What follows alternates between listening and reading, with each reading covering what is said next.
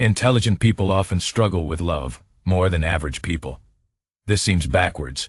Shouldn't smart people be better at everything, including relationships? No. And understanding why reveals fundamental truths about how intelligence works and what relationships actually require. Let's start with the first problem. Intelligent people overthink everything. When you have a mind built for analysis, you automatically apply that analytical approach to emotions and relationships. This creates paralysis because emotional decisions can't be optimized like logical problems. Here's what happens. You meet someone. Instead of just experiencing the interaction, your brain starts running calculations. Are they attracted to me? What signals are they sending? How should I respond? What's the optimal thing to say? You're trying to solve for the right answer when relationships don't have right answers.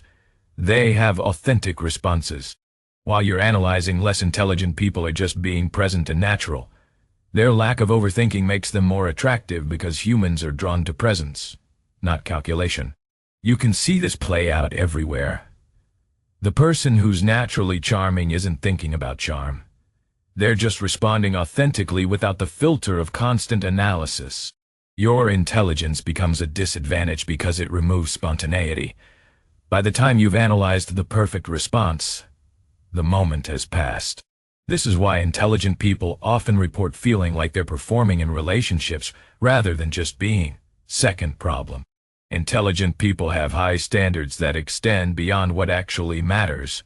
You're used to excelling in intellectual domains where standards create quality. So you apply the same standard-setting approach to relationships. You create detailed lists of exactly what you want in a partner.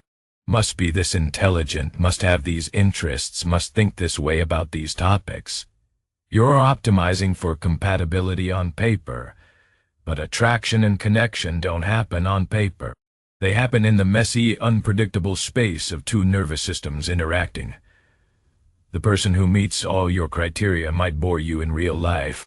The person who doesn't meet your criteria might be exactly what you need, but you've already filtered them out before giving connection a chance.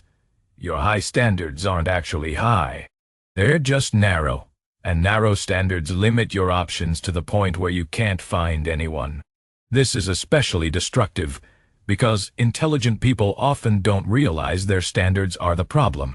You think, I just haven't met the right person yet, when the reality is your filtering system is eliminating compatible matches before you even engage with them. Third problem. Intelligent people struggle with vulnerability. Your intelligence has been your primary tool for navigating the world. You solve problems with your mind. You earn respect through your thinking ability. You feel competent when you can analyze and understand situations. But relationships require vulnerability, which means admitting you don't have answers, can't control outcomes, and might get hurt. For someone whose identity is built on intellectual competence, this feels dangerous. So you protect yourself by staying in your head, analyzing rather than feeling, explaining rather than experiencing. This protection mechanism that kept you safe in intellectual spaces kills connection in emotional spaces. Real intimacy requires showing up without your armor. It requires saying I don't know instead of having an answer. It requires feeling instead of thinking. And for intelligent people, this feels like losing the only advantage you have. Fourth problem. Intelligent people struggle to connect with people at their intelligence level. This is simple statistics. If you're in the top 10 of intelligence, you're only compatible with roughly 10 of the population on that dimension. If you're in the top 1, you're only compatible with 1. The higher your intelligence, the smaller your potential dating pool. And unlike other dimensions where you can compromise, intelligence level affects communication depth. When there's a significant intelligence gap, you literally think differently. What's obvious to you requires explanation to them. What's interesting to you is confusing to them. This isn't about being elitist. It's about practical compatibility. Conversations feel effortful instead of flowing. You're constantly translating your thoughts into simpler language. You can't explore ideas at the depth you need. Over time, This creates loneliness even inside the relationship. But here's the trap. The people at your intelligence level are also struggling with all these same problems. They're overthinking. They have narrow standards. They struggle with vulnerability. And they've also limited their dating pool. So you're looking for rare people who are also looking for rare people, and everyone's too busy analyzing to just connect. Fifth problem. Intelligent people prioritize logic over emotion, in contexts where emotion matters more. You've been rewarded your entire life for being rational, making logical decisions, and not letting feelings cloud your judgment. This works in many domains. It fails in relationships. Relationships are fundamentally emotional, not logical. Your partner isn't looking for the most rational response when they're upset. They're looking for emotional attunement. They don't want you to solve their problems. They want you to understand their feelings. When you respond with logic to emotional situations, you create disconnection even though you think you're being helpful. The intelligent person's instinct is to fix, explain, and problem solve. That's great. The emotional person's need is to feel heard, validated, and understood. These are different things, and relationships require you to meet emotional needs, even when that feels less efficient than logical solutions. This is why intelligent people often report confusion about relationship failures. From their perspective, they did everything right logically. They were fair, reasonable, and consistent. What they missed is that their partner needed emotional connection that logic doesn't provide. Sixth problem. Intelligent people get bored easily, especially once they've figured someone out. Your mind is built to seek novelty and complexity. When you understand how something works, you lose interest and move to the next challenge. This works for intellectual pursuits. It's toxic in relationships. In the beginning, your partner is a mystery to solve. You're fascinated by understanding them. You ask questions, analyze their patterns, figure out how they think. This feels like interest and attention to them. They feel seen.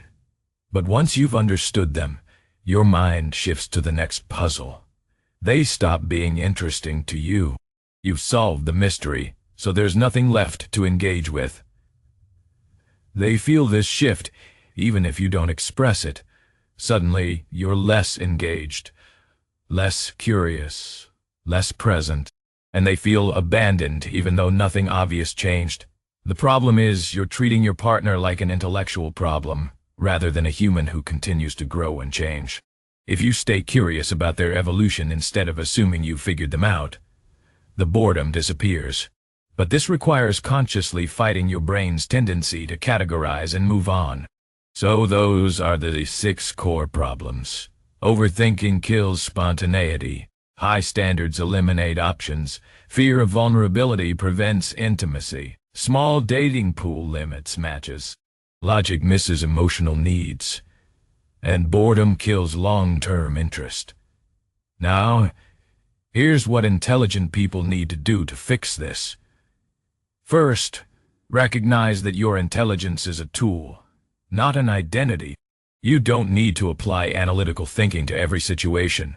Learn when to turn off the analysis and just be present. This feels uncomfortable at first because you're not using your primary strength. But presence creates connection in ways analysis never can. Second, examine your standards honestly. Separate actual incompatibilities from preferences you've elevated to requirements.